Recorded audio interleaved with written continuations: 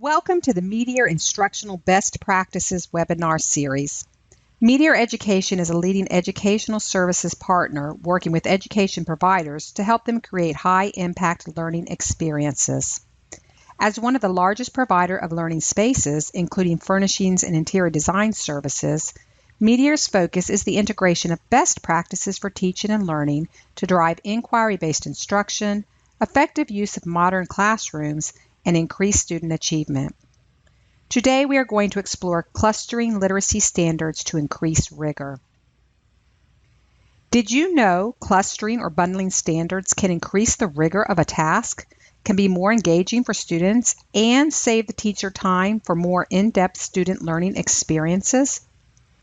One of the biggest challenges for educators is time. We want to provide meaningful in-depth learning experiences for our students, but we sometimes feel like we don't have the time due to the amount of material we need to cover. All states have standards that teachers are responsible for teaching. Students must demonstrate proficiency levels for these standards. And most standards have a complexity or depth of knowledge level to indicate the level of student thinking that is required. The key for us as educators and designers of high-impact student experiences is to understand the strategic use of clustering or bundling those standards to deepen students' understanding and to increase rigorous tasks.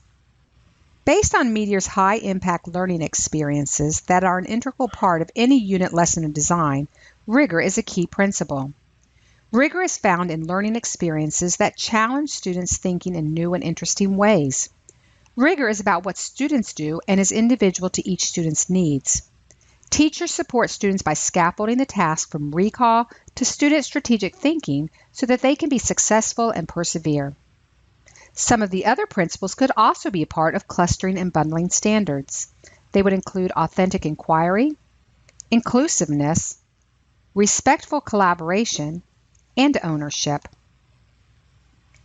In order to create those high-impact learning experiences by clustering or bundling standards, we need to be deliberate and strategic in the teacher action, what the teacher says and does in the classroom, and the student action, what we expect students to say and do in the classroom. The deliberate actions that are necessary for the types of learning experiences are aligned to the research of John Hattie's visible learning. We know that John Hattie's research resulted in specific indicators for success, as noted here. If we take a look at what his work cites as having a direct impact on student achievement at a 0.4 or above, we notice the following connect to clustering and bundling standards for rigorous learning experiences. They would be teacher expectations of students, depth of conceptual knowledge, complex task analysis, and academic discussions. Before we begin to talk about how to cluster or bundle standards, we need to review complexity or depth of knowledge that calculates the cognitive demand of the standard and ultimately the task or learning experience that is created for students. The four levels are these. DOK1 is recall and reproduction. DOK2 is the application of concepts and skills.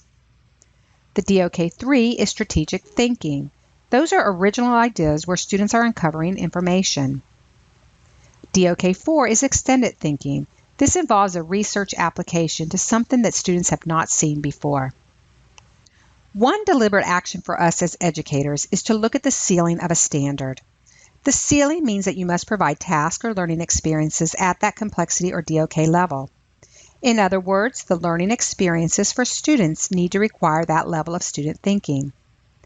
If the ceiling is at a complexity or DOK level of 3, student strategic thinking, then the task or learning experiences must match that level of thinking.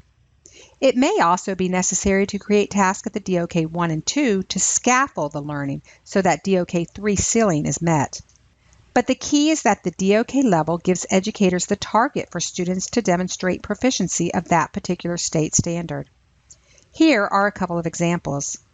Here you notice that this first standard states, determine the main idea of a text, recount the key details, and explain how they support the main idea. The cognitive complexity ceiling level is a 2. That's a DOK 2, a basic application of skills and concepts. The second standard states, describe the relationship between a series of historical events, scientific ideas or concepts, or steps and technical procedures in a text using language that pertains to time, sequence, and cause and effect. This standard has a cognitive complexity of 3, strategic thinking and complex reasoning. Again, remember that at times, educators may need to provide scaffolding tasks up to that ceiling, in this case a DOK 3, for students to really become proficient. Here's another example, reading informational text. The ceiling for this standard is a DOK 4. You will also notice that DOK 2 and 3 have a Y for yes, meaning that an 8th grade student may be tested for this given standard at any of the 3 levels. DOK 1 has an N, meaning it's not going to be tested at that level. The assumption then is that you are starting at DOK 2 for this particular standard. However, keep in mind that DOK 1 should have been previously taught. This is why vertical articulation is very important. If a student does not get it, a teacher would need to look at the 7th grade standard to see what relevant information is missing. So what do the various levels of student thinking look like in the classroom? If the ceiling of the task is at a complexity or DOK 1 level, then the student is providing one right answer and he or she is recalling information. At level 2, application of concepts and skills, teachers have students act on information they have learned at a DOK 1. Student actions will include understanding relationships of concepts and the ability to classify or organize information. At a level 2 experience, students usually must use more than one step to get to the one correct answer. At level 3, strategic thinking, teachers provide tasks for students that need reasoning. Students are required to plan a strategy drawn on prior learning.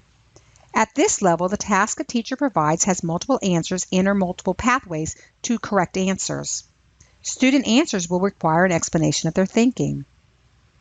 At level 4, extended thinking, teachers provide opportunities for students to take information and synthesize it in a unique way.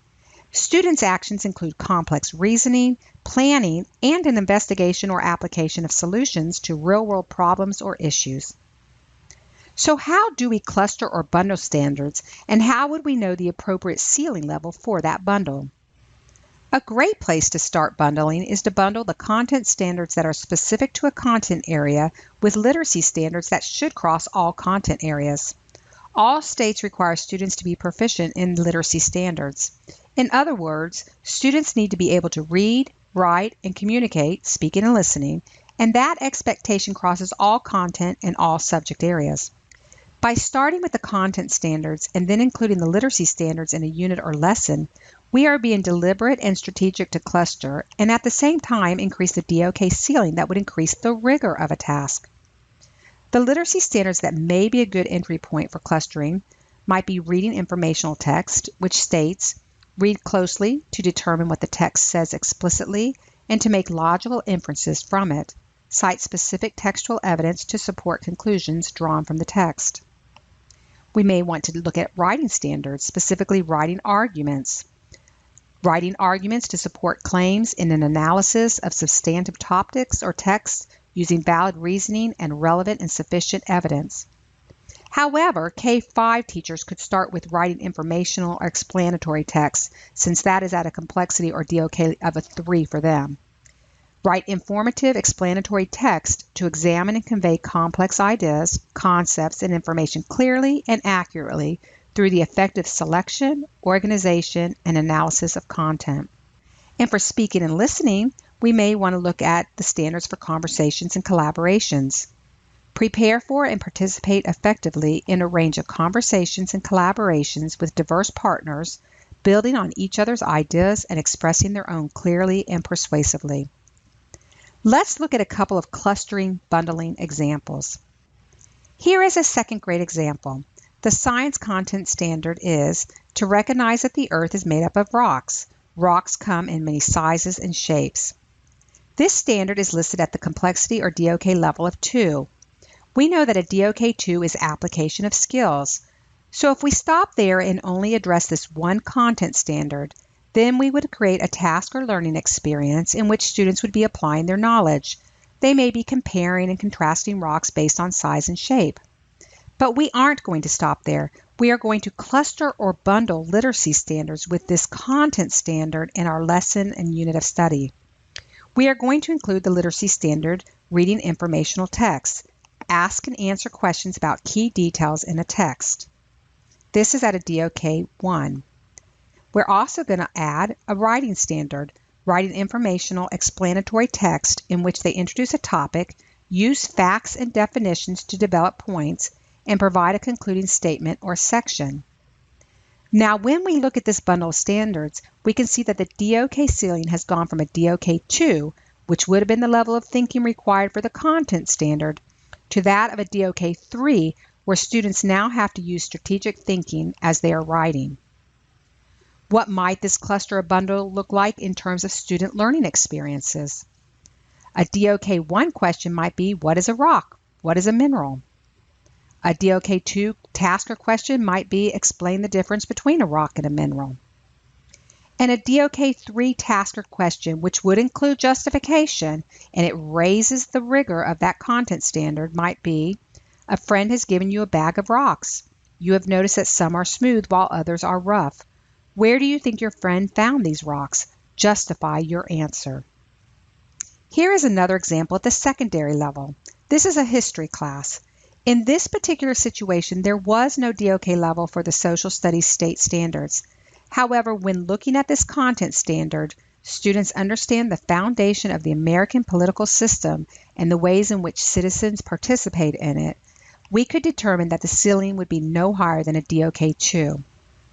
For this lesson or unit, we are going to cluster or bundle the reading informational text, cite specific textual evidence to support analysis of primary and secondary sources, and writing argument.